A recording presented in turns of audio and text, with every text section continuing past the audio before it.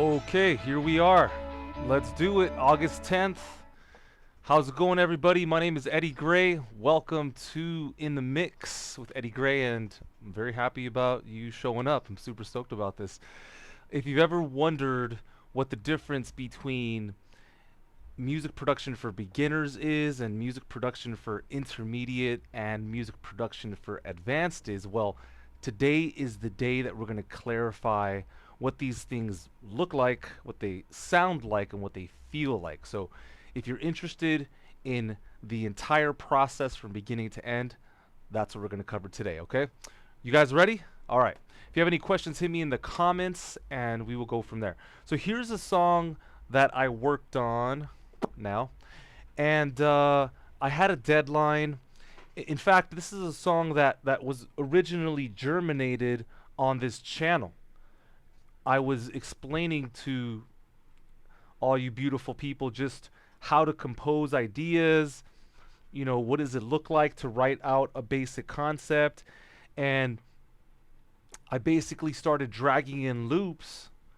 And so if you're really interested in the particulars of what we're going to talk about today, then do me a big favor and go through the last couple of sessions, and there you can clearly see how this whole program has developed. But as of now, I had this basic idea, and I thought, well, wouldn't it be great if I changed the tempo and I changed the genre? So again, let me play you just the intro here so you know what I'm talking about. Check it out.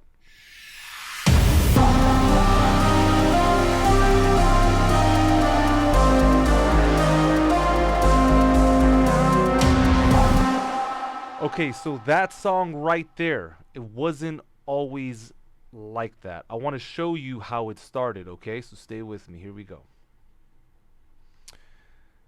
The way it actually developed was it actually came from a song that sounded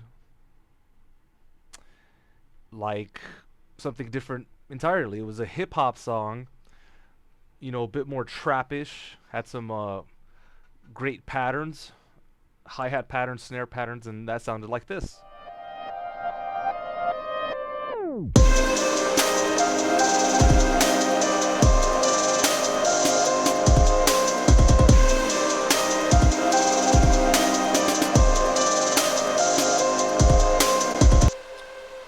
So how does a song make a transformation in that way? How does it kind of go from one modality to the next? How can you change it? Well, number one, I changed the BPM, I kept the same key, and then I changed the instrumentation. So that's what we're going to cover today. So right now, let's go over music production for beginners. What does that look like? Let's say you're somebody that just started.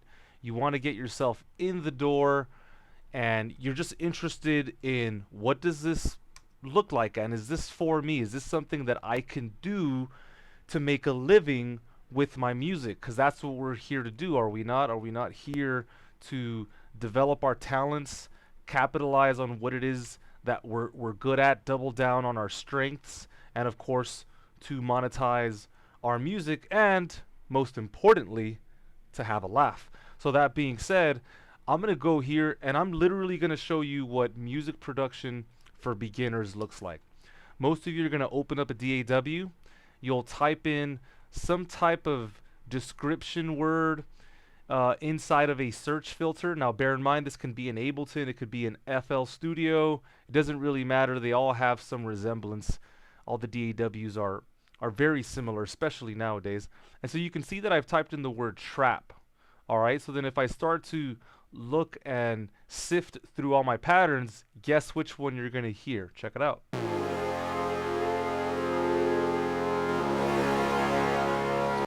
So believe it or not, that's one of the ones that I actually used in the final version of my track, which I just pitched to a major publisher, and I'm hoping it gets picked up. Fingers crossed, I'll find out by end of week. And so here's the hi-hat pattern. Hold on, let me make sure if that's it. Doesn't look like it. No, that's not it.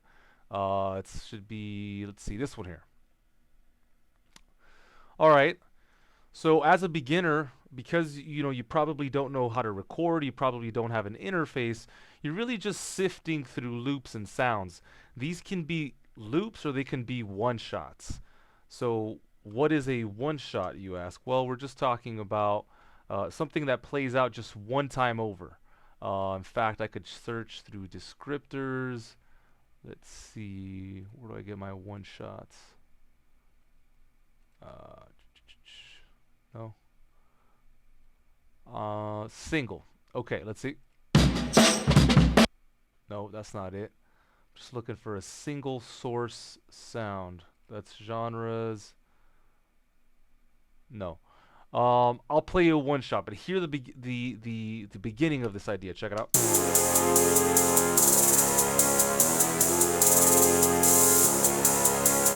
So that is how I started. I started off with this basic beat. Now this sounds a lot faster, right? So we can change the tempo. Let's try this out.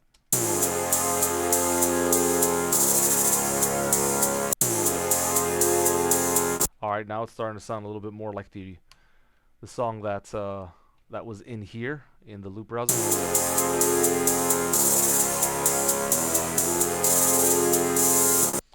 Okay, if we put a beat on top of that, it'll sound something like that.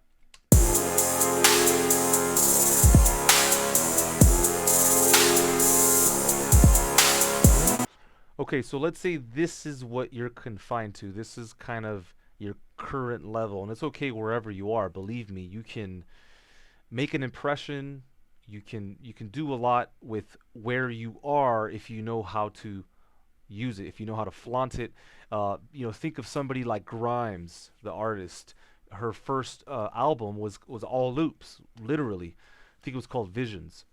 And so if she was able to blow up and make a name of herself, there's no reason why you can't either. Okay? So that being said, you got a basic loop pattern. And so what do you do from here? Like, what does it look like after this? Well, then you start to flesh it out, right? You start to build out the song and what's it going to look like. So some key commands and some core concepts are, repeating sections, right?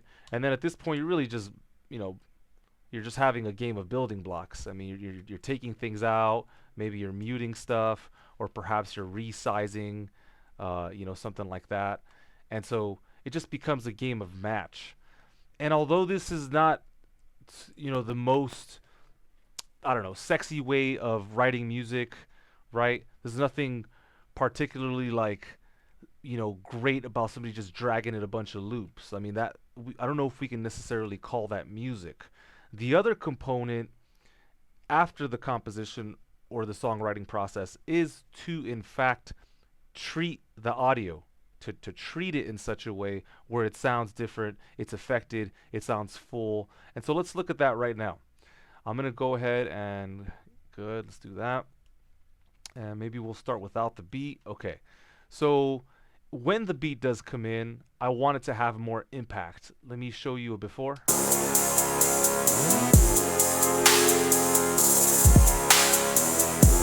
So in a case like this, you could use things like parallel compression.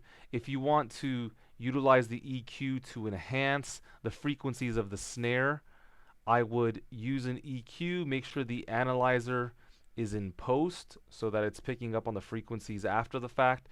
And then now if I cycle that region, I'm going to accentuate just the snare.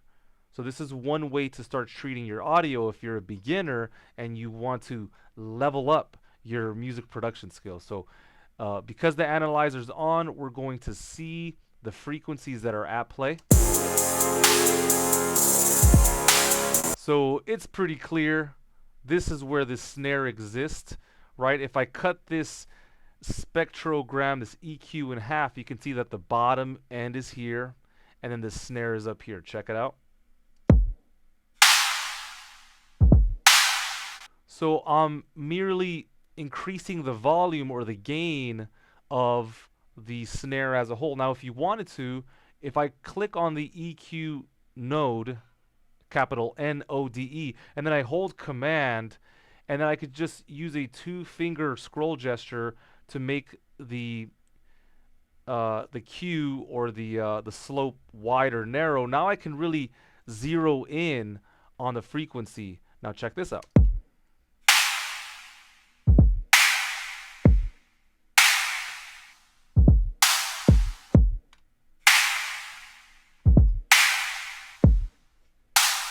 All right, so you see what I'm doing here, right? I'm coloring the signal. And so one of the questions that I tell all my students, I'm over at hfmusicacademy.com. We have various instructors there. We're doing a bunch of great things, helping a bunch of people all over the world. Um, One of the things that I always tell them is when you're using an EQ, I want you to ask yourself a question. And that question is, do I need to correct or do I need to enhance the source sound? So in the case of this kick and snare, because they are tied together with this loop, that's how I found it. That's the way it was recorded. Then we are trying to enhance the sound of the snare. I thought the kick was okay. If you want to go ahead and add a little bit of a bounce to it, one of the things you can do is to add what's called a low shelf. Okay, so I'm going to go ahead and do a low cut. Okay, and then I'll just bump up this low shelf.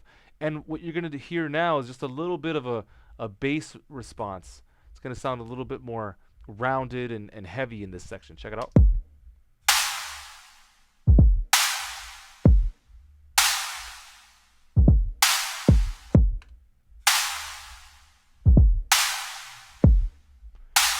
Okay, let's say that wasn't enough and you still wanted more. Well, that's when we get to music production for intermediate, which we'll go to in 1 second here. So now you can see that I have a kick pattern, and by way of just developing good habits at this point, I would start to just, take care of the session, make sure that it's top-notch, professional. This here is a synthesizer. In all fairness, it does sound like brass to me. So all of a sudden, I'm just coloring everything. This is a topper, so we'll just call that that, or you can even just call that hi-hat, and that's a kick and snare. All right, and so then now we have the beginnings of, a basic production. Check it out.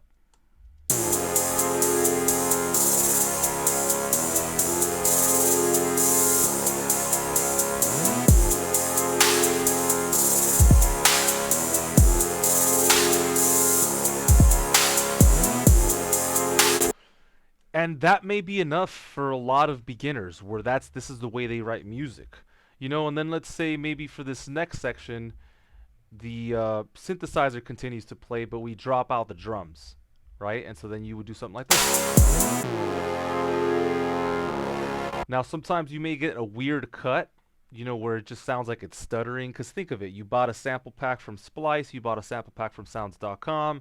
It's not perfectly, sampled, and maybe by the time it gets to the end, it just kind of feels a little awkward. And so let's go here. We're going to click, and we'll create a crossfade. And if it's not happening that readily for you, if you're a Logic user, all you have to do is go to your preferences, go to general. Go to general, there you go, and then go to editing, and then go ahead and enable fade tool click zone. And so then now every single time I bring the pointer over the top of any single region, could be the upper leftmost or the upper rightmost, then you could just create a fade just like that. So then now this sounds like this.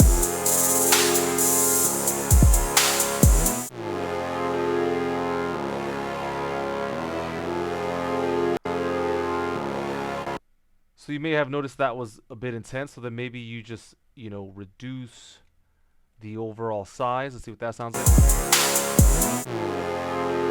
Cool. And then another trick, if it's still not blending correctly, in other words, when it goes from this loop here to this loop, right, from that one to that one, you can start adding things like reverb and delay to cover up, some of the stuff that doesn't work. That just doesn't sound that clean. So I'm going to go ahead and add chromaverb. This is a stock to all Logic users. And just check out how pretty this sounds just as a whole. And we're just adding a little bit, particularly in the transitions, just the way it's going to cover it up, okay? So here we go.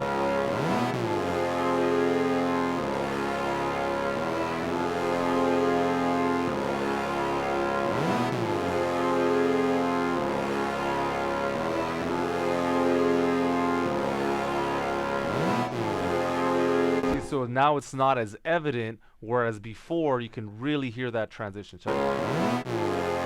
Right, it actually dips down, like literally you can just hear it stopping for a second, and then now we're covering it up. I like to call reverb the Adobe Photoshop of sound, right? Cleans up, any scars, if somebody has like a hair that's too long, or their ears are really big, or whatever the case may be, all of a sudden you can just rectify everything in seconds flat. So reverb is really nice if you're trying to work on transitions.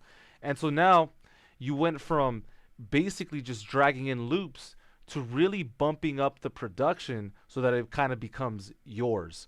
Now let's say you wanted to add, a vocal on top of this. You could add, some bars here, and then maybe, somebody singing a hook here. And so that would be it. You're just building blocks, recording basic takes.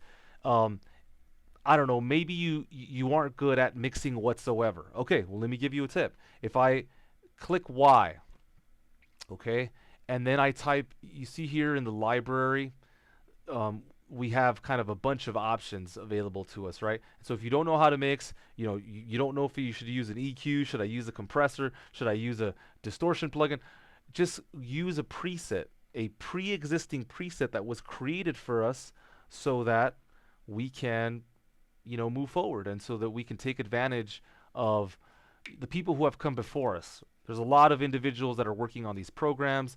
They've made a bunch of good decisions. Why don't we capitalize on these ingenious programmers that are trying to make our lives a little bit easier as music producers and music composers?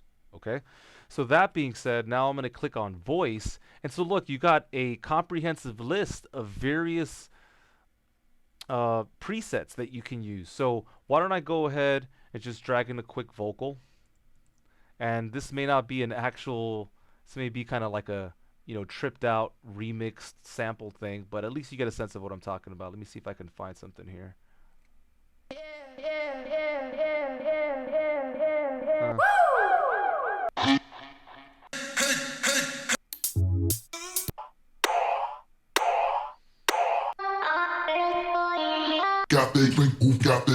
Yeah, that one's good right there. So let's pretend this is the hook, okay? Here, take a listen.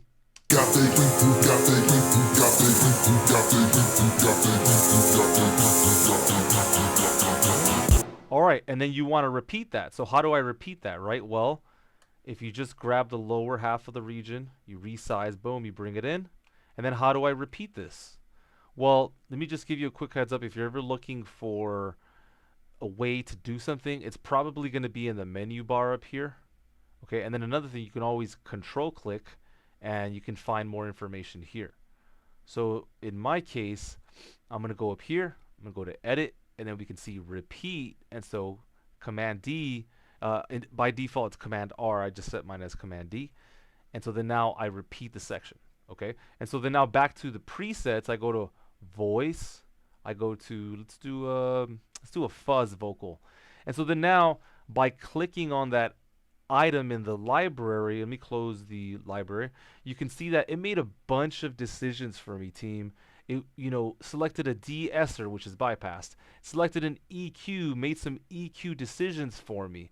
Now the question is it right for the track? Well, you're not really gonna know, because obviously it's super subjective based on the voice, frequencies, harmonics. There's a lot of components, but just generally speaking, I guarantee you, if you go through this entire list, you'll find something that works, and then at the very least you can find something that gets you a little bit closer. And so let's say you didn't want this bump, this high shelf, and maybe you wanted it to be darker. Well, then you could just do something like that, or you could do something like that, and that'll take you again a little bit closer. So let's listen to this. This is a channel strip setting, or a patch rather. This is a patch that was selected by Logic. Here we go.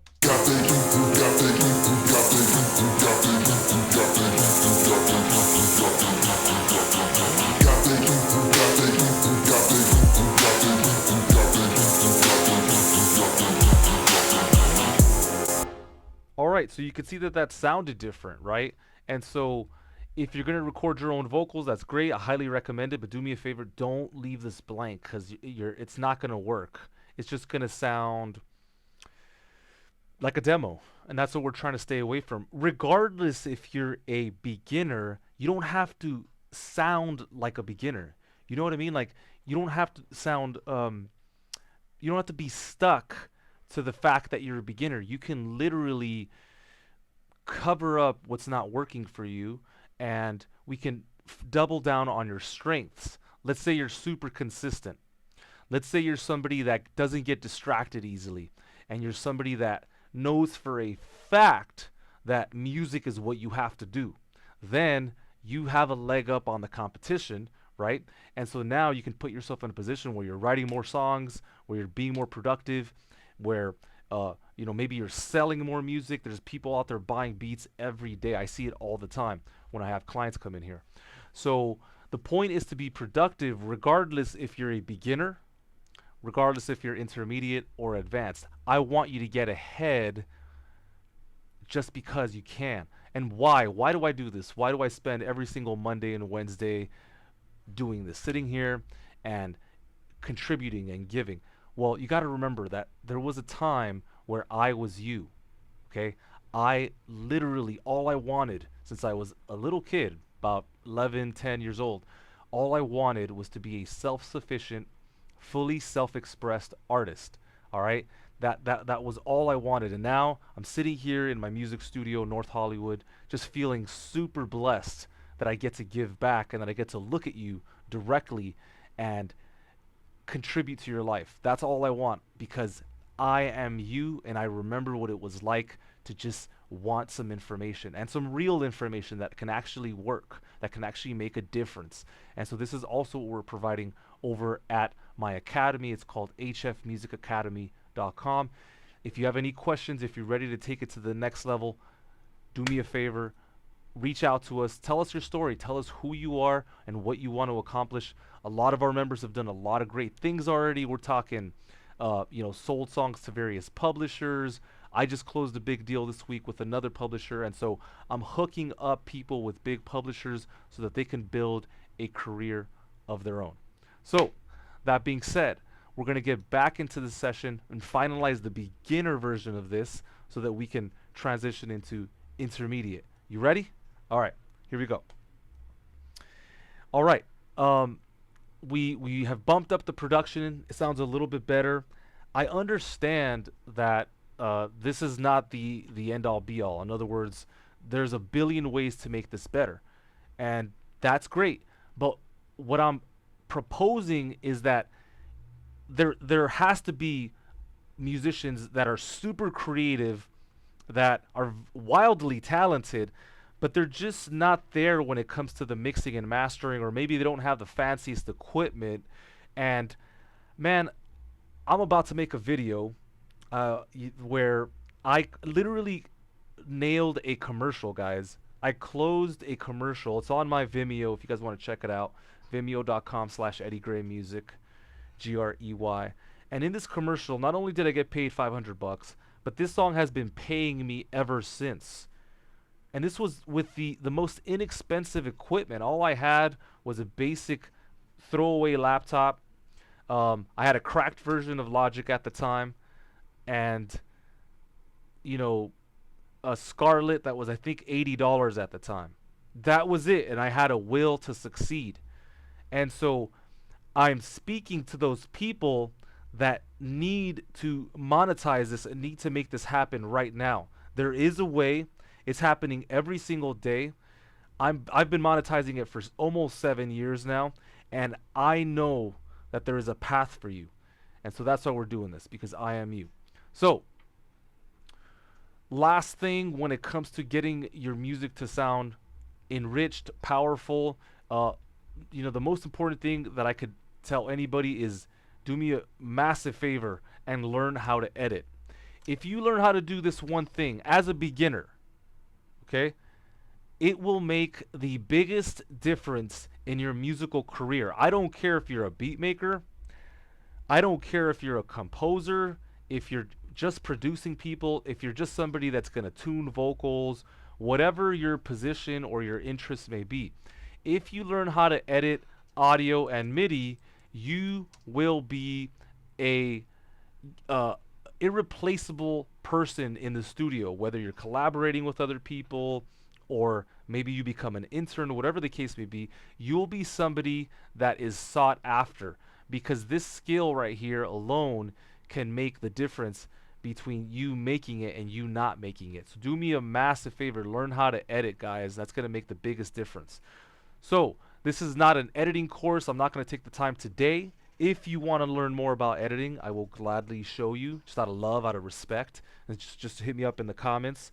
And of course, if you're loving the content, go ahead and subscribe, and we will go from there. So the last thing after editing and after you become an editing ninja is you want to start using mastering presets to help take your game to the next level. Let me show you what I mean. If I go back here to the channel strip settings, okay, so you'll notice there's a little box up here that says settings. I'm going to go ahead and sift through the user channel strip settings. These are the mastering settings that I've created, but there's also factory settings and legacy settings, which are, I believe, unique to GarageBand. And so let's do that. Let's go to hip hop and let's select hip hop add sparkle. All right, so I'm going to click on that option, and then you'll notice that it creates a preset for me. So there's a limiter right there, there's a multi-presser, and an EQ. So let's see all in all what this did. Let me go ahead and maneuver this. Let's go 100. No, let's go 75. All right, cool. I love that you can change the views on these things. Pretty incredible.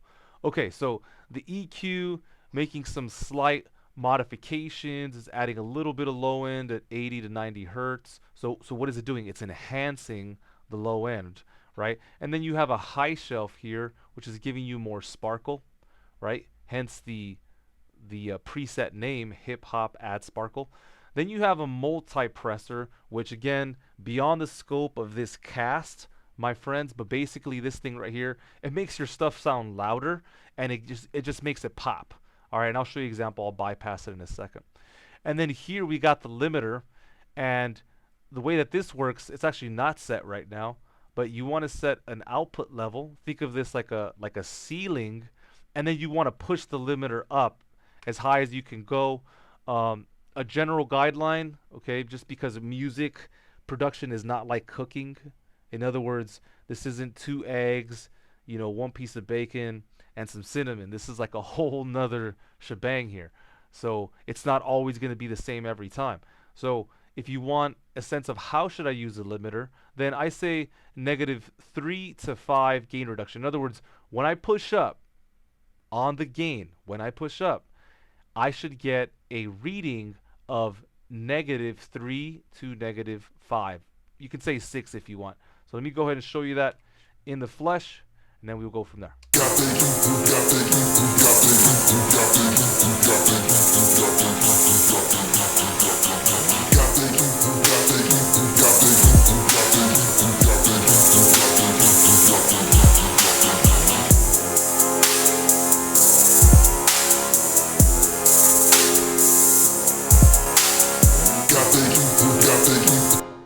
Alright, great. So that's pushing it a little bit, containing it. And then here, let's bypass the multi-presser. Check this out. So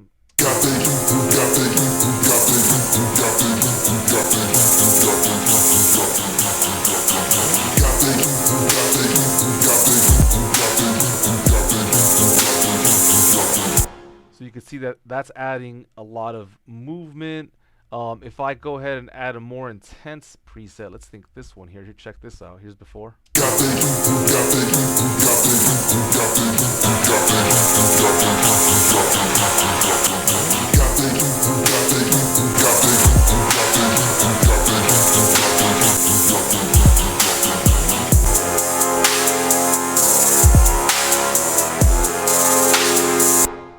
Okay, so I think you get the idea. So that's what you want to do. Again, another promise to you, if you're beginning, if you just sift through the presets, you're bound to find something that gets you a little bit closer. Last recommendation is like maybe you start to do your research and start adding things on the side. Like, well, maybe I can add, uh, some excitement to the plugin. This is how we learn something. All right, you're not going to learn by somebody lecturing you, by somebody talking to you. You learn by really experiencing something, right? You learn because you take in whatever the notes may be, whatever the recommendations, whatever the message is, and then after that you apply it. Now, if you really start applying it and you really stay committed to your growth as a creative person and you really make it an effort to do the best that you can that you can. In other words, give it all your might, give it all you can. This is a surefire way of making progress. It's only going to happen if you give it your all. Okay? That's the only way it's going to happen. You'll be able to develop and move on to the next stage and graduate into the next realm of possibilities. And then all of a sudden you'll start getting paid jobs for music. And all of a sudden you'll land this deal and that deal. But it all starts with the simple concept of doing the best that you can and being as honest as possible about that. Because the thing is, a lot of people, they'll work, but they just do it 75% of the way or 50% of the way or what have you. And that's not what I'm talking about. I'm talking about going all in. That's how we do it. That's how we do it. For those of you that don't know, I used to be a personal trainer. At one point in my life, I was doing that for a living, you know. It wasn't my dream. It's not what I wanted to do, but I needed to take care of life, you know. I needed to be responsible, kind of hold down the fort. And the funniest part was because of that gig and because of the desire to want it, right? It actually allowed me to eventually get there on my own time in my own rhythm. But if it wasn't for the resources, the money that I had from there, I wouldn't have been able to buy all the gear. And so wherever you are right now, let's say you're a waiter, let's say you work in an office, let's say you're working from home behind a laptop, whatever the case may be, if you want to create something for yourself and you only got 2 hours a night, make those the best 2 hours that you can possibly make. Like until you get to the point where those 2 hours are so amazing, where you're fully applying yourself in a way that you've never done before, until you get to that point where you're really giving of yourself in a way that you've never given before, it will not happen for you. In other words, you have to take advantage of those 2 hours and make the most of it and be the very best that you can be. And then the moment that you master those 2 hours, life somehow, some way is going to give you 3 hours. And then you become a master of the 3 hours. Schedule's all the same, but somehow the universe is just going to adjust itself, and all of a sudden you'll find yourself with an extra couple of hours. And that's what I did. You know, I'd go train people, come back home, and then I'd kill it. I'd just rock. I'd focus, crush it to the exclusion of everything else. And then I started making money. I started seeing checks in the mail. I started looking, direct deposit, boom, $1,500, $2,000. Just so amazing what can happen when you really apply yourself. And so I'm super excited to talk about this and to be sharing from this viewpoint, because I remember when I was there. I mean, it's like yesterday, just having that Scarlett basic little Mac. I think it was 8 gigabytes of RAM, maybe 16. I'm pretty sure it was 4 actually, now that I think about it. But the point is that I need you to take advantage of where you are right now, wherever that may be. If you have a super dope setup and you're already crushing it, beautiful. That's great. Become a master of that. If you're somebody that just has the weekends right now, that's fine. Be the best weekend warrior that you can be. And I'm telling you, not sure exactly how all the physics and metaphysics work, but all of a sudden you'll have Saturday, Sunday, and then magically Thursday will open up somehow. You'll have some extra cash coming in, whatever the case may be, but I think you get my point. Okay, we're going to get into the intermediate part of this. So, what does it look like to develop a piece of music and have it be intermediate? Okay. Well, let's bring you back in here. All right. You know what? I actually changed this. Let me go back to the beginner one. Okay. So if the beginner one looked very simple, you now, as an intermediate producer, start to add on and change the structure. So, for example, and again, all of this is detailed in all the former videos, resources for the modern creative. Check those out. I'm just going to fly by it here, but if you want to really get into it, do so in the last videos. But like, for example, here I have the beat, right? Here in red. So now I'm going to start adding kicks because I want this to be more interesting. So I'm going to edit kicks. And we can talk about how to edit and all of that later. But right now I'm just going over an overview. So let's check this out. Okay, so if I wanted to add this beat again and add it there, for example. Oh, hold on, I have something on. Okay, let's try that again. There, for example. Check this out. All right, so now I'm going to add another one right there.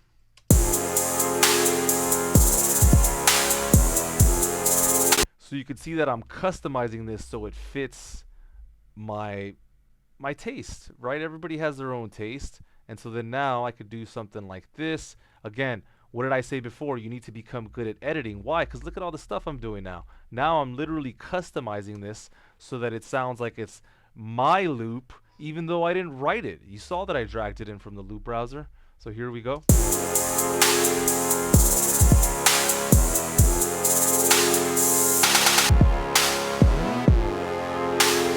All right, so you guys get the point, right? Editing goes a long way.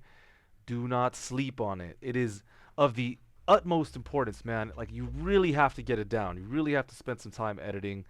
And it's all tied to the snap to grid function, snap mode, and then of course the nudge function. And if you want to learn any more of this stuff, we're teaching it all at HF Music Academy. Right now we're specifically going over the live loops browser. The entire month we're covering all the details, how to record, how to play back, how to read the cell inspector, a lot of great stuff. Super excited. Reach out at support@hfmusicacademy.com. All right, so we're now starting to customize, right? So let's get in here. So for intermediate production, you need to customize. It doesn't matter if you're necessarily playing the parts or not, but it is super incredible, super important rather, that you go ahead and start to customize and edit all the parts. All right, so that's basic. Now the next thing is at some point when you really want to step it up, you have to start playing in some parts. Now this can be a straight rip off of the original, if it just to kind of get yourself started, or this can be more custom. So I'm just going to show you a real basic idea. I'm going to bring up a piano. All right, so I'm going to go ahead and hide these two elements. All right, so that our screen is nice and clean and we can focus on what it is we're trying to focus on. All right. All right, so let's bring up Keyscape. Really nice piano sounds, if you guys don't know about these incredible pianos. And let's do Dark Score. This is a nice piano. All right, so I know this loop is in C minor. This tells a different story, but to be honest, I just haven't changed this. I just wasn't even mindful of this. But let's go ahead and change it now. Let's see if I could just do this on the spot. Or C, cool. All right. So I've got a piano here, and we're going to start to develop a chord progression, because if you try and find chord progressions here, for all of you beginners, correct me if I'm wrong, it's sometimes impossible, right? I mean, here, think of it. If you look at the bottom of the screen, it says, bottom right, 26,116 loops. this means that if you want to try and find something from here, you have to look through this many loops. Now, of course, in the loop browser, we have all our various search filters that will help us along with that process. But still, like, let's say I'm looking for, uh, let's see, chill wave, right? I still have to search through 466 items to try and find a chord progression in the genre that is chill wave. Now, of course, if I change the instruments and go to synths, so now I have synths and chill wave as a search as part of my search filter. Now I only have 97 items. Still, that's still 97 items, so it could take some time. So recommendation, once you're moving along and you want to do more of your own thing and you want to have more of your own sound, you have to start playing in the parts. So again, this is C minor, and I have a really basic piano part, goes like this. Let's see.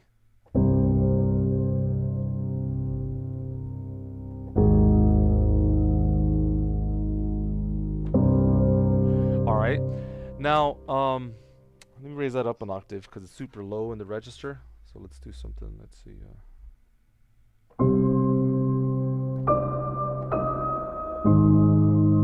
That sounds real nice, doesn't it? All right. I'm gonna turn on latency because every single time I hit the piano, it kind of plays after the fact, and I could change my buffer size, okay, and that will help with performance. But being that I'm on this cast, I just want to make sure everything stays nice and steady. So I'm gonna go ahead and let's bring in, where's my low latency mode? Okay, cool, it's already there. Boom. All right. Sometimes I get confused with low latency mode and replace because they look so similar. Here, check it out. I don't know. That's that's one of the things that sometimes visually gets me mixed up there. All right, so we're on track number 5. Remember, I've hid some tracks so that we can just focus on our flow.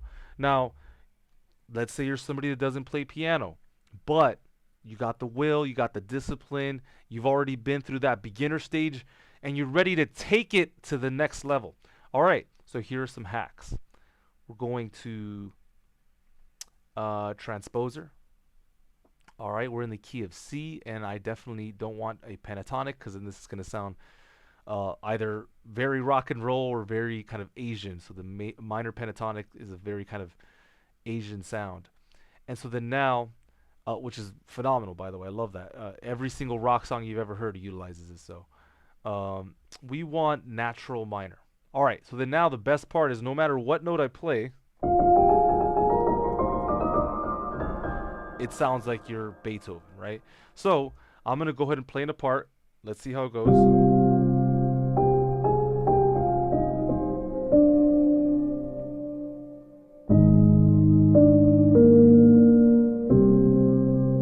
All right, so we're gonna go.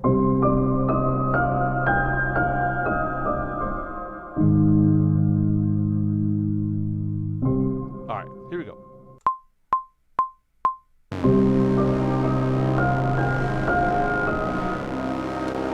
Okay, wait a minute. This is much faster than it was last time. Let me just play the chords and not the melody.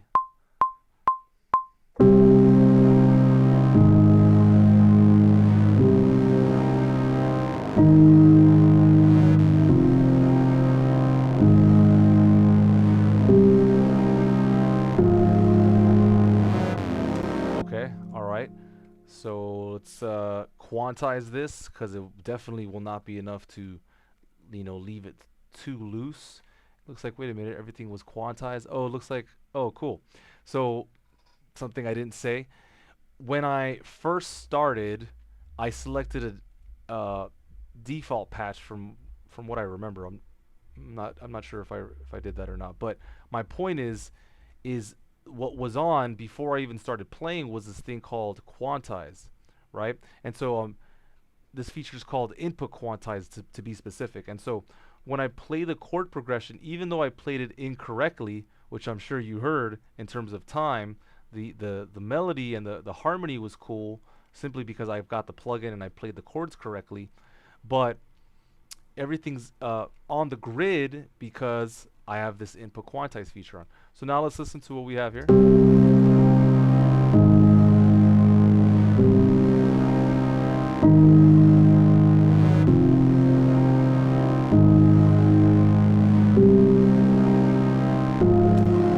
Alright, so then now if I take that progression and I bring in the rest of the team, check it out. And I'll just say Command D again to replicate. Alright.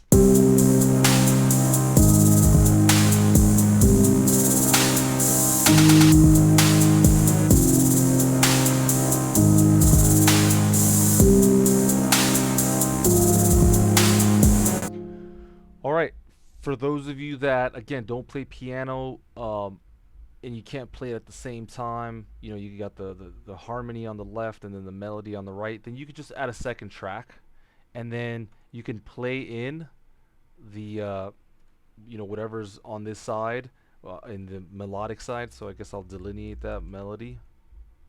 Okay, good. Let's go here, rhythm, or you can even call this left hand. Alright, so we've got the left hand playing here. Here's the right.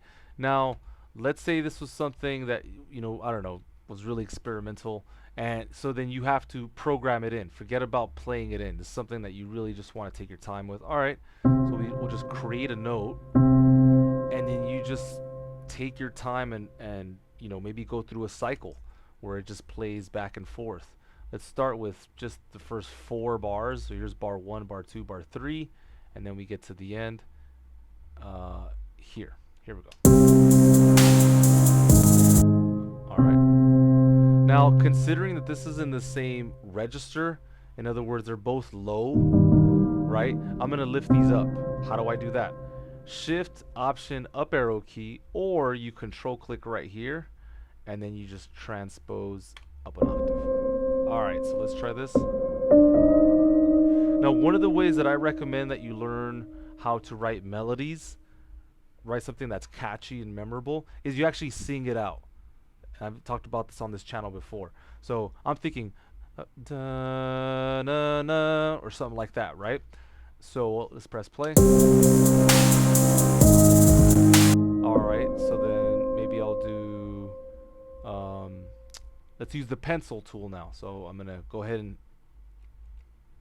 grab that. We'll use the pencil tool. I'll click on this, click on that, and then I'll hit TT to revert back to the original. Now I'm going to resize this MIDI event. Alright, so let's listen to this. And then here, da da da da da, right? We could do that. Da. Okay, and then we'll bring this one over here. And you can see, because of my editing skills, I'm just moving. Right, we're just moving with grace. Notice that I haven't been hindered. Well, let's see, we've been on for what, about an hour? We got another 5 hours left to go, right? And it's all just been kind of a dance. And that's what I teach to all my students. If you guys would like a free course, just a gift for being part of what we're up to here on this channel, go ahead and email support@hfmusicacademy.com, support@hfmusicacademy.com, and they're going to email you a free course that currently has over 3,500 downloads all over the world. The course is doing great. It's called How to Maximize Your Desktop and Laptop CPU Performance. If you're somebody that's ever dealt with crashes, hiccups with your DAW, and you're just tired of it, you're sick and tired of it, and you're looking for another way, you want to optimize your system, you want to experience stability when it comes to your productions, go ahead and give us a shout, and we'll give that free of charge. Why? Because we love you, because we care, and because we remember. All right, so let's listen to this.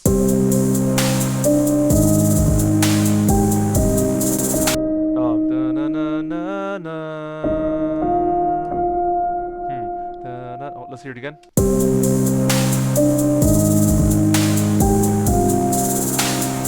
Da-da. Good. Let's see what this sounds like.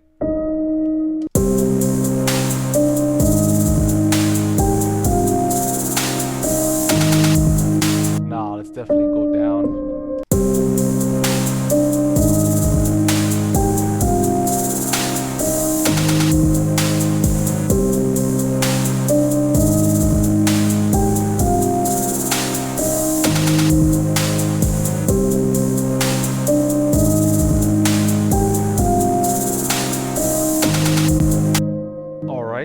now we're starting to hear kind of the beginning of a song. We're starting to hear something that's fleshed out, but that's mine, right? I did that. That was something that I put into the song, and so that makes it a bit more unique. I'm not saying you have to do it all the time or anything. I'm just saying it does feel a little bit more special. Quick story, real quick. I went to this client's house. I think you guys may know that I'm an Apple certified trainer, and I'm what's called T3 certified, and so this is like the highest accreditation that you can get with Apple, right? And I've consulted people from everywhere, guys. Sweden, Korea, Japan. Like, just I've seen a lot of people, and I've worked with Logic with a lot of people. Native speaking people, and then above, right?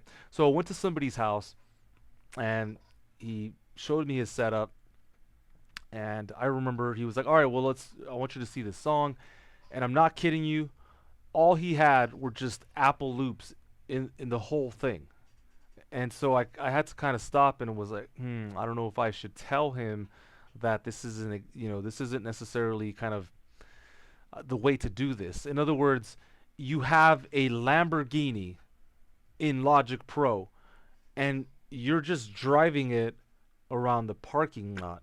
If you knew how to use the program, if you really knew how to utilize it, you could just soar, right? You could 200 miles an hour on the autobahn and just crush it. But the lack of experience, I don't know, perhaps laziness, I don't know. The What I do know is that you can take this as far as you want to take it. And that's okay too. My job is merely to just give you the information. That's what I'm here to do, right? I've been the head composer for different television shows. I've won remix contests. I have awards.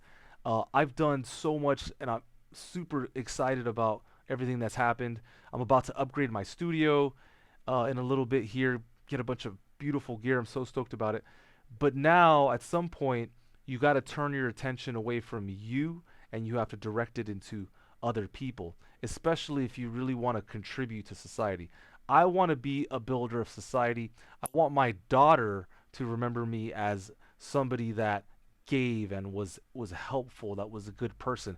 I don't just want to be a pariah. I'm not trying to take space here, right? I'm gonna do my part to give and to believe in other people. And I just can't wait, guys, till I hear the story. I'm waiting for that story when you tell me that you just made some money on your music, when you tell me that you just bought your first UAD audio interface, you just bought some new speakers, Genelec or Atom Audio, 8Xs or what have you. So yeah, man, we're super stoked. Take advantage of the free course. All right, we got a lot of great information. This Wednesday, we're holding a master class over at hfmusicacademy.com, and we have a rock star by the name of Bryant Lowery who's going to do a class on mixing into the master. So if you want this detailed information that you can't get anywhere else on the web, point blank, go ahead and check us out, hfmusicacademy.com. All right.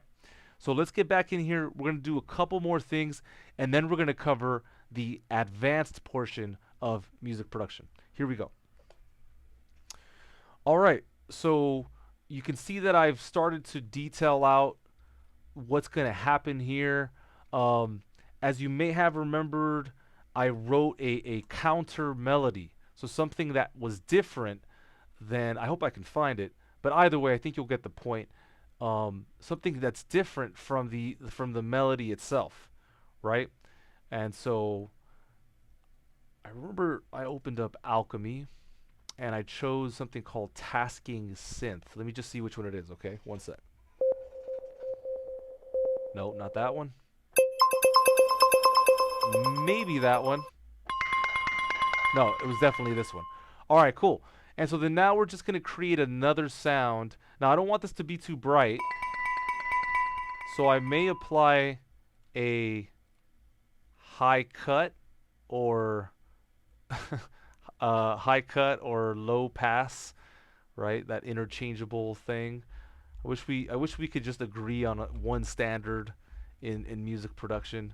I wish we could just have like one official language. Right now, there's about 45 different colloquial terms, like everyone's speaking in different languages when it comes to music production. It's pretty wild. Uh, cool. Thank you for all the great comments. Appreciate it, guys. Cheers.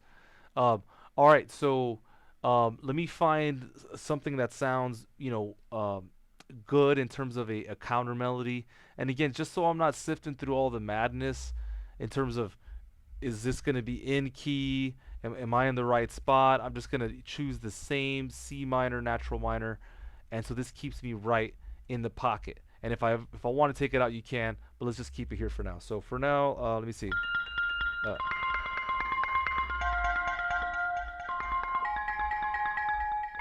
all right, let's try this out. Let's see how it goes.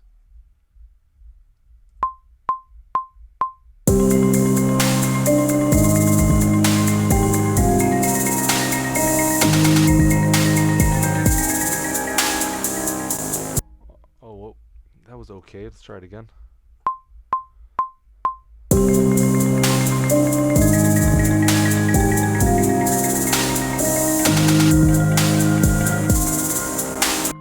Yeah, something like that. Maybe I'll just keep it real simple.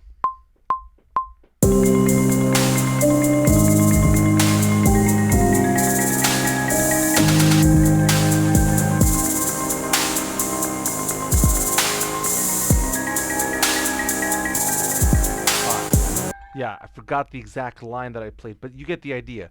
There's a main melody happening here, okay, and then there's something kind of not contradicting it, but kind of playing with it, like it's kind of weaving in and out, and this is called, like a counter melody. Oh, there you go. This is a certified hood classic. Appreciate that. Here we go.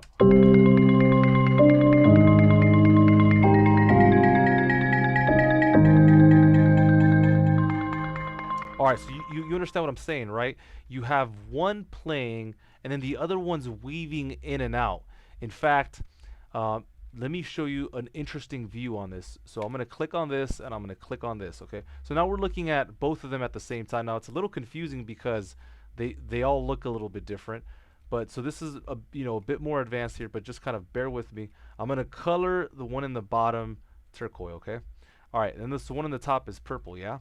So I've got them both selected, and then I'm going into view, and I'm telling Logic, hey, when we look at this, can we look at it by region color? And so then now everything in turquoise is the counterpoint, if you will, and then everything that's purple is just the actual melody.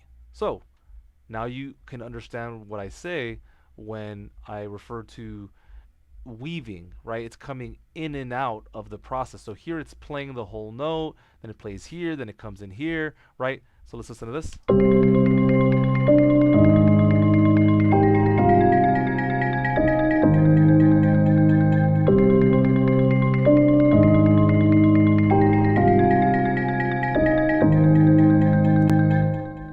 All right.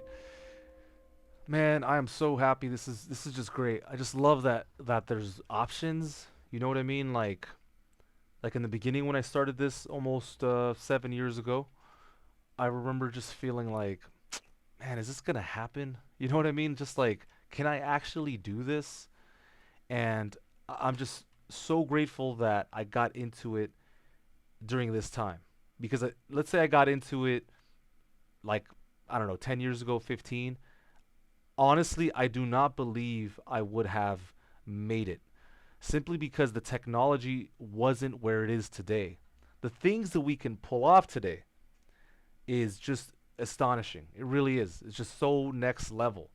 The musicians that are coming up now, the creatives, the modern creatives that are coming up right now are going to make some of the most incredible music that we've ever heard. And I know some people will differ. They'll say, "Nah, it's all cheap now. It was the best music was always in the 70s." And that's that's fine. I'm not trying to change, your opinion or their opinion. But what I'm saying is that music has to change, and because it's gonna change, we might as well lean into it and try and support each other in that process. And so, man, I am elated about some of the music that you guys are going to be making in the near future. Just do me a favor, learn how to edit, okay?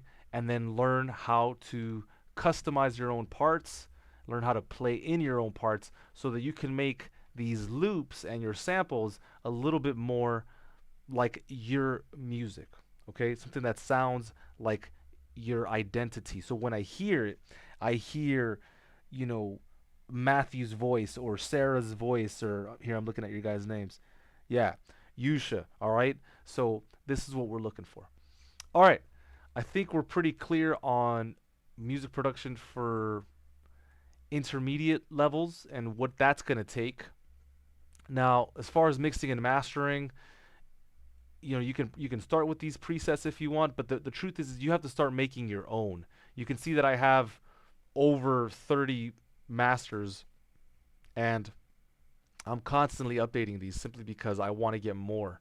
I want to get more out of this. I want to keep learning.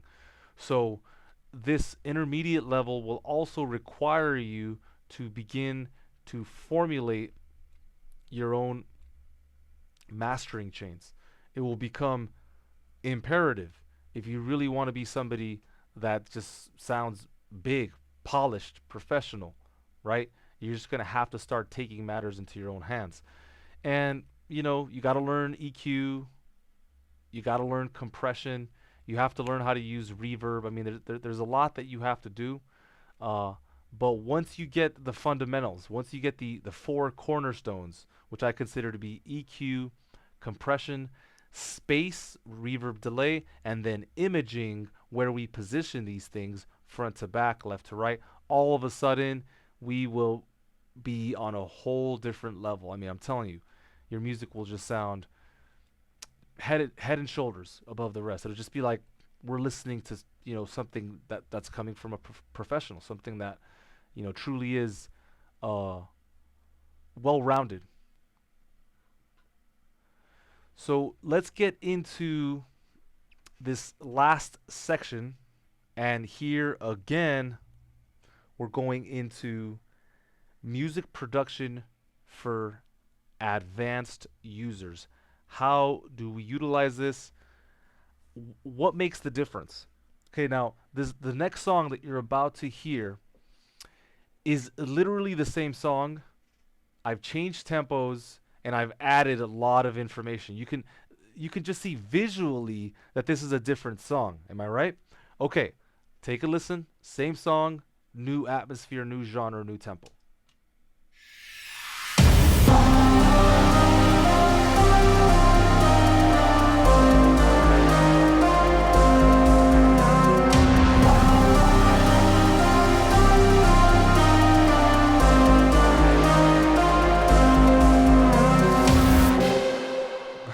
That's pretty wild, right? Now, what's funny about this song, team, is that the only reason I wrote it in this kind of 80s video game genre style, it was going to be a hip hop song, just like you heard before. I mean, it really was. That was my intention. But what happened was I had a brief from one of my publishers. So I have various contracts and deals that I've signed with people. They'll send me briefs. And by the way, you could do this too, right? As long as you make music, it sounds strong, it sounds powerful. And if you're not there yet, let me help you. Let us help you. Support at hfmusicacademy.com. So the brief came in, it was on a Saturday, and it said, hey, we need a song by tomorrow, 2 p.m. UK time. Can you provide 80s video game music? And I had been working on this idea, and I just kind of put one and one together. I slowed down the tempo. Hold on, let me show you the tempo of the other one real quick. So a quick trick. Let's see if I can get this. It's not going to show me. Okay, wait, will it? Yeah, it'll change the image. Oh, check this out. This is something I didn't even know you could do. Cool. So the original tempo for the last track was 147. I'm looking at the image that Logic takes when you save something. You can see it says 147 right there. All right, and where is our tempo? 115. But it's literally the same part. Here, check it out. I think this is it. Let's listen.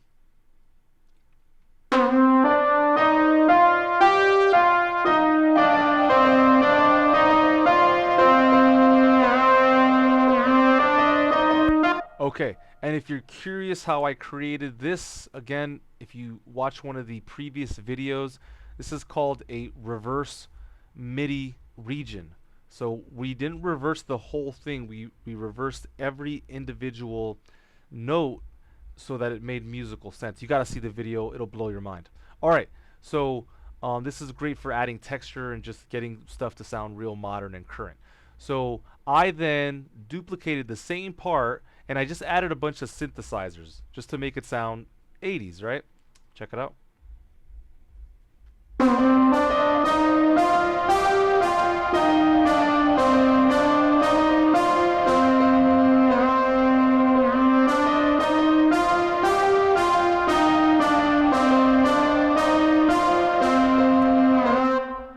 All right, cool. So you can see how I took that very basic idea, and then in terms of creating a song, I took the original chord progression.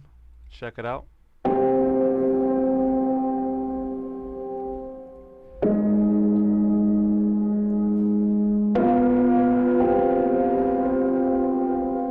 All right, and then here I looks like I added a second. I'm assuming it's an octave higher. Check it out. No, it's lower. So this one is providing the definition. This is something that I could clean up, right? You can hear all the harmonics, and this is just like the vibe. Just sounds really moody, right? Now together we get this.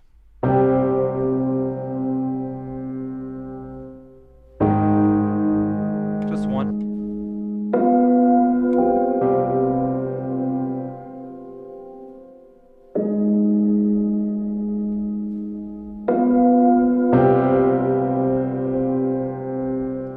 Alright, so that's how that started to open up. But so you can see this all stemmed from the original loops that we had in here. Right? These are all the same loops. In fact, here, check out, it's a trap synth, which is right here.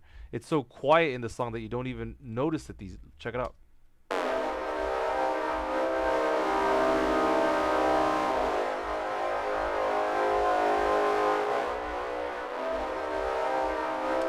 So that is that same synth right there. Except I took out the bass, and also, I'm not sure if you can hear this, but I've extended it so it sounds longer. Check it out. Right there, it's like double time. Da, na, na, na. And with my track, it's extended out long. Check it out.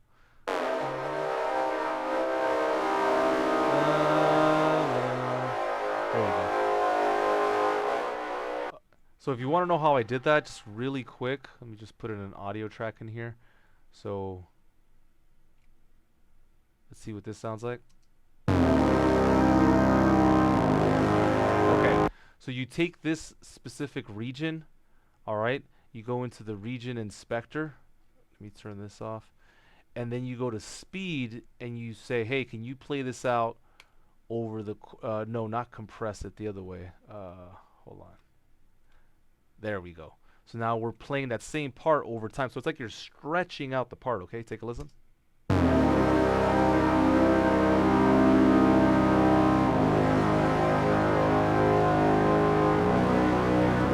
All right, so that is how we made that happen. We just stretched out the part. All the drums had to change to fit the 80s sound.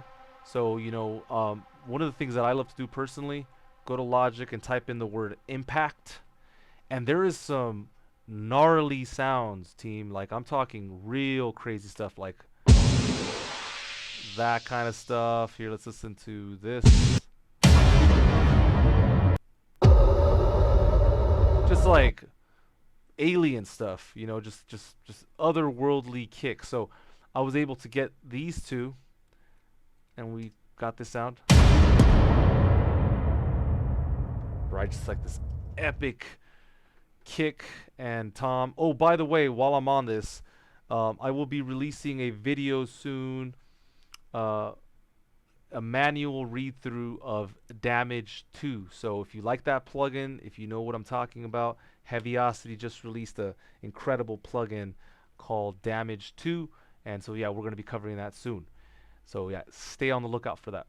So then, basically, we just added some hi hats, some white noise. This is like very common to today's music, but also the 80s, where you add this white noise to just get a certain kind of vibe. Of course, I'm adding reverb just to kind of cover up things, as I told you before. So here, check this out now.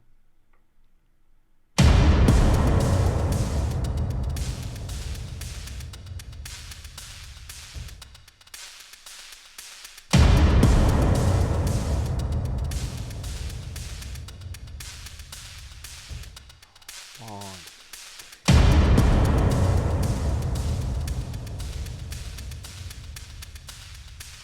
Okay, so one of the things that I like to do is between section to section, I'll change the parts. So like if we listen to this section, I'm playing three uh, white noise parts, and then I'll edit the fourth one out so that we just get the three, and we have this interesting kind of hypnotic rhythm. Check it out.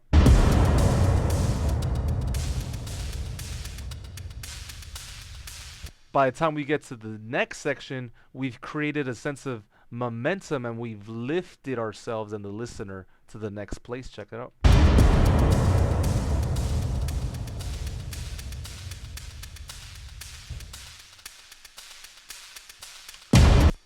All right, cool. And then again, when it comes to advanced music production, you don't want to just play the loops out the whole time. We have to start adding elements. So this next section is fire. Check it out. I'm going to play this out.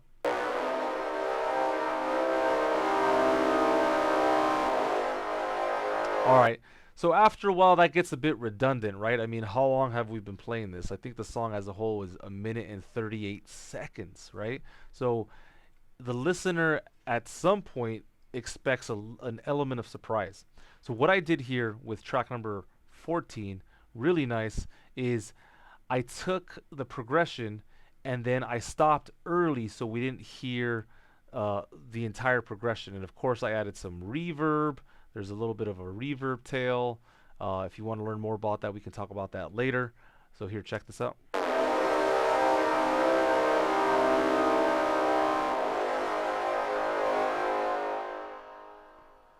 Right, so we didn't get the turnaround that we usually get, because usually it sounds like this. Here, listen.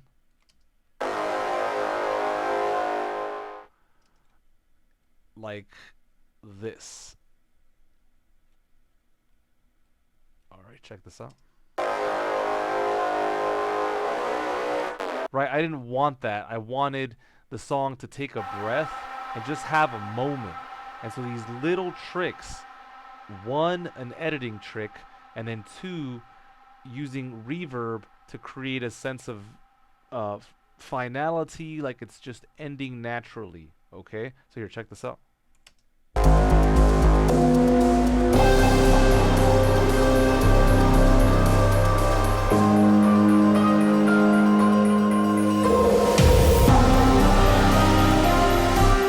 See how rad that sounds? See how rad that sounds? It just feels nice to take a break.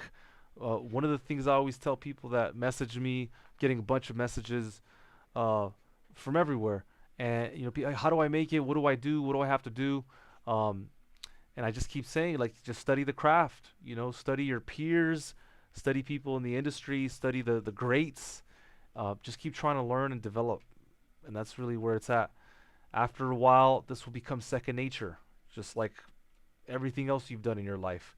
I'm sure there was a time you weren't good at something, and then if we look at your skill sets now, what are you good at right now, and how did you get there? And if you take a close look at that, you'll have a lot of information about how to get yourself to a new level when it comes to your music production skills. So yeah. After that, we added what I call decorations on a Christmas tree. And here we're talking about just sounds, that really kind of take the production to the next level. I added the proverbial omnisphere, which everybody knows, beautiful synthesizer, sampler, incredible. But I also added this beast of a plugin, which is free by Valhalla. Please support this incredible company. And we got this just gigantic sound. Check it out.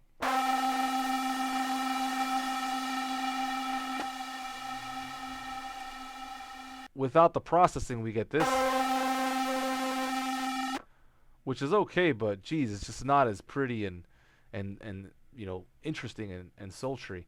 So that's cool. You can see that these are parts that I did not use right here. In terms of the counterpoint, something different happening kind of in the background. I added this tasking percussion, which we talked about in the last module here. And so you can see that this part is unique unto itself. It sounds totally different, but it complements the song as a whole. Check it out.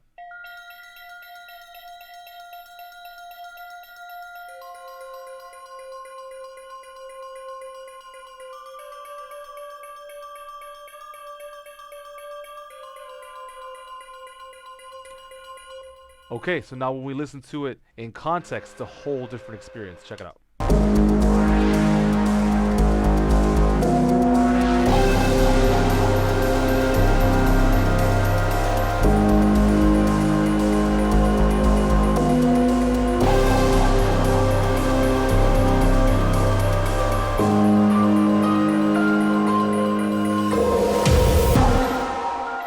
Okay, so that, although it wasn't like a life-changing part, it wasn't, like this grand thing. It complemented and it supported, what was happening next. Okay, so that's cool. And I want to talk to you about this part. I added some bass. It sounded like this. It's too high. Hold on.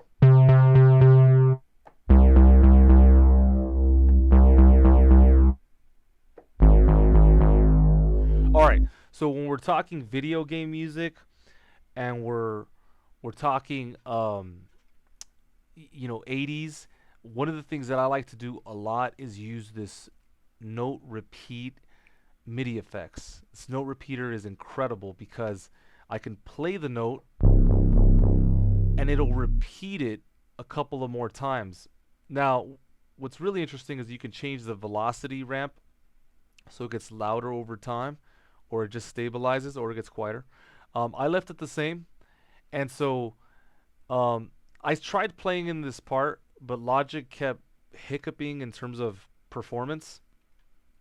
So then what I did was I just bounced it to audio, and that's what you see on the screen right now. It's the same part, except just bounced to audio because I needed to perfect it. So check this out.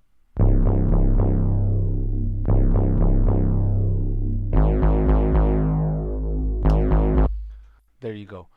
All right, cool. Yeah, no, it's all good. Any questions you have, not a problem. That's what we're here for. We're here to support you. So anything you need, just give us a shout. Um, so yeah, we went ahead and recorded that so that that was locked in, and then at the very end, I just played out the part here in MIDI. So you're gonna have to learn to bounce to audio. Is the reason I'm talking about this. You really want to be professional. You really want your music to sound, bigger, like it's making a difference. Then you want to utilize both MIDI, also audio, and then of course there's other formats in Logic. If you want to learn more about the formats, do me a favor, go to our website. Website is hfmusicacademy.com, and there we have a free report on all the various kinds of tracks in Logic Pro. And we talk about in full detail what is a drummer and what is a pattern format. So if you want to learn about that, go to hfmusicacademy.com. All right, and here's my favorite part. Check out these synths. These synths are absolutely sick. Just the way that they jump out of the speakers. If you've ever heard of Output, they're situated here in Los Angeles. That's where I live. They've got just take a listen to this real quick.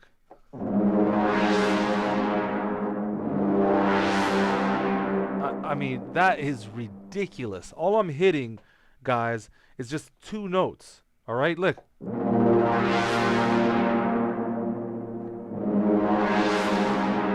And we're just sounding like we're, coming out of like an old, I don't know, crazy synthesizer with a bunch of effects. It sounds absolutely stunning. Listen to the progression.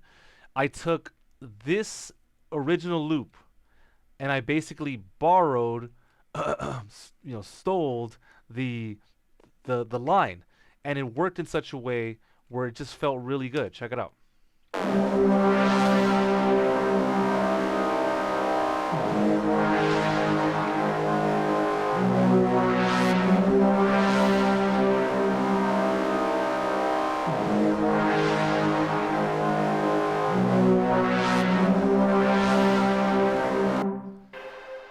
Wow, just that little part for me made the difference.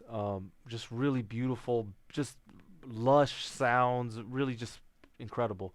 Um, and by the way, these are all royalty free, so you can use these.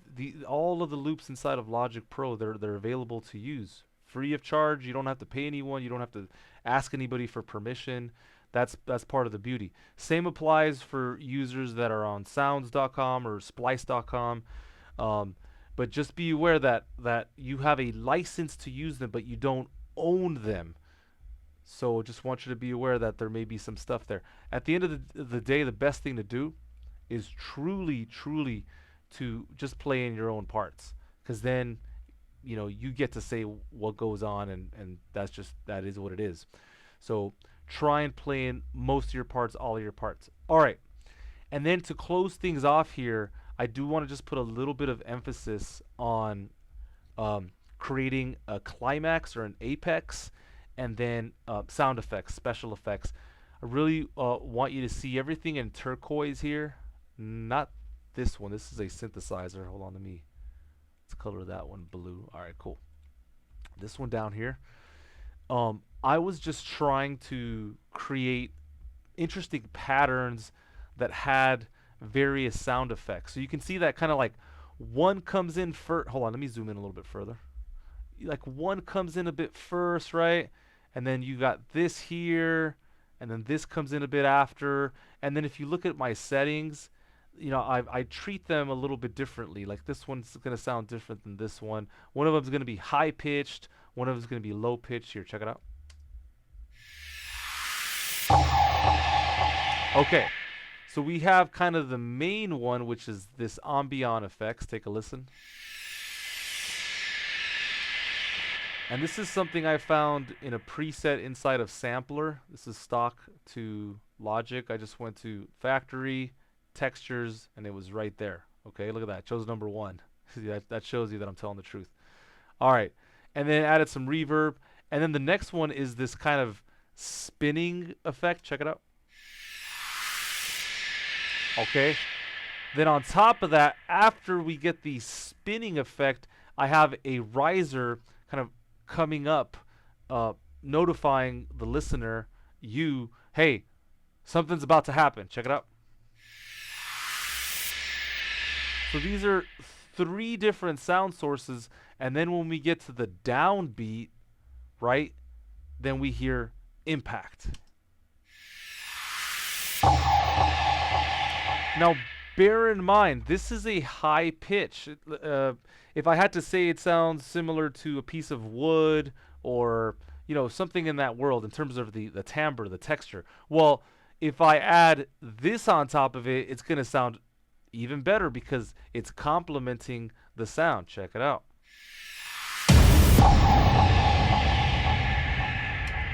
So the more advanced you become, the more layered you're going to have to make your productions, okay? And then what's going on? Go, Andrew, what's up, man? So then when you layer these things, you're going to have to do it in such a way where it complements. In other words, I can't just add, a bunch of bass. Here, hold on, there we go. Hold on, this is still going. Stop. Okay. So I can't add a bunch of bass elements, everything's kind of just stuck here, right? Where there's like a bunch of low end material. We can't have like an impact sound and a kick and a bass and a sub and a this and a that. You have to distribute amongst the frequency spectrum from left to right. If you can get to a place where you're covering all of your bases, the low end, the mid-low, the mids, high mids, and then the highs, you're going to have a very well-rounded production. So that's what we're looking for, okay? All right, let's get back into it here. So it's sometimes not enough to just add one riser. It's super important to be able to create something that feels full and is animated, right? Like when you listen to this, it makes an effect, right? It makes an impact. No pun intended. Check it out.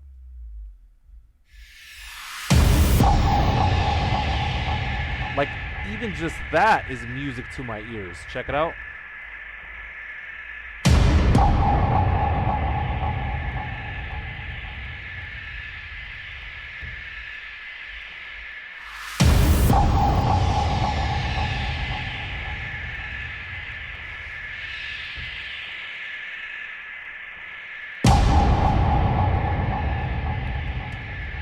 All right, cool. You guys are too kind. You guys are too kind. All right, so that is that, right? When you here, we're about to close, okay, team? So check it out. When you're doing your productions, you need to fall in love with every piece of the puzzle, right? It's like I love this part by itself. Listen.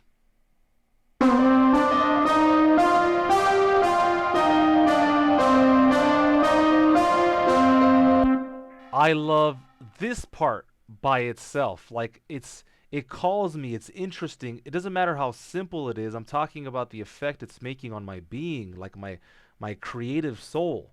We're doing music here. This isn't dentistry, right? And I'm not like downsizing that. I'm just saying this is art. It's different. So take a listen.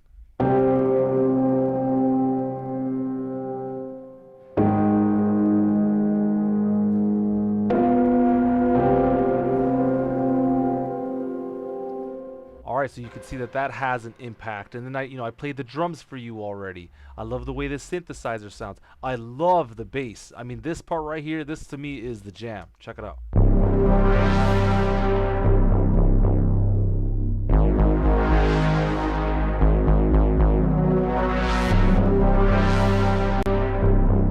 I mean, I could literally drink a beer, smoke a cigarette and just listen to that forever. Like, I mean, I get really lost in those kinds of sounds. And so the point is that you get lost in your music. That's what I'm after. If you guys can get to the point where you are lost, I mean, you're just in it. Your whole being is in it. But you want to know what happens? You want to know what happens is you get hampered by the technical understanding or by self-limiting beliefs. It's one or the other. I've seen it time and time and time again.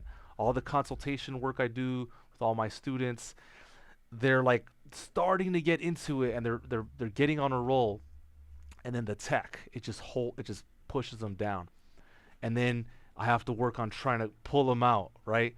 Okay, learn what you need to learn in order to get ahead today. Right? Tomorrow we'll tackle on the problems that tomorrow brings. But like for example, if your DAW has a small hiccup, okay, just find that problem, solve that problem, and then get back to writing the music. Because if you get lost in the process of just learning, I am telling you right now, you're going to become a amazing learner, right? You're going to be book smart. You're going to have all the stuff that you need in your head, but you won't be able to utilize it and you can't channel it. And so if you really want to get to that next level, I love that you're here with me. It means the world to me because I am you and I remember I've been there. Trust me, man, I got stories and we'll talk about them later. But until you apply yourself and you form your own musical identity, you need to have a relationship with this, guys. I have a relationship, I have a connection to the studio, to Logic. I have, and some days are good and some days are bad, but I'm committed to it. And that's the difference is that regardless, I was in yesterday, I was in the day before that, I was in the day before that. In fact, I'd venture to say that in the last 7 years, I probably haven't missed just a couple of days of music. I'm not kidding you. Maybe I was on a vacation or something like that. But in terms of my willingness to be here and put in the time and connect with the DAW and my music or someone else if I'm producing them, because I produce a lot of artists now, The commitment is strong and it outweighs my desire for anything else. So in closing, if you're somebody that like perhaps you really want music, you've always wanted it, just like it's the only thing you've ever really wanted, but you got boggled down, maybe you got distracted. What I'm recommending to you is that you take those other desires, let's say, I don't know, food, gambling, other people, the need for attention, whatever, right? All this, and you learn to bring them down so that your desire for music is stronger than everything else. Because if there's one reason that I've been able to push through amidst all the noise and make it and monetize it to this day, I sold 2 songs today to a major publisher, made some cash on it, feeling grateful about that. It's because the commitment to the craft is so strong. The discipline is there, and I get in my reps. So if you want to get yours, make sure you get in your reps, all right? All right, we're going to finish this off. Something real simple. We're just talking about the apex, the climax, and for that, we're just going to add some wonderful soft synthesizers that just sound really 80s. I just used something that was stock to Logic. I'm pretty sure I probably typed in 80s, like I did something like that, and then I just found it here. I don't remember, I got to be honest, because I was truly in the zone. So let me just show you the sound by itself.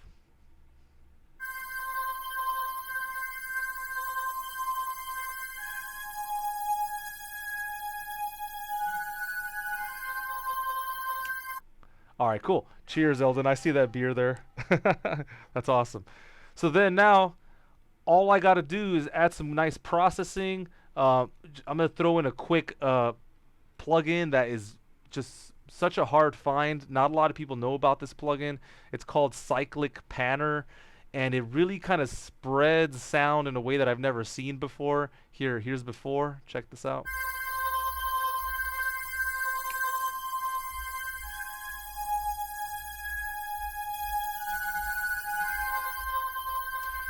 So just kind of like moving it around at like ultra light speeds, really cool. And so in closing, my friends, here you have the apex. Notice that I waited till the end of the song. It's like a good joke. You're just setting up, right? Dynamically moving. You're following an arc, and then at the very end of it all, we get the main point and you get the punchline like this.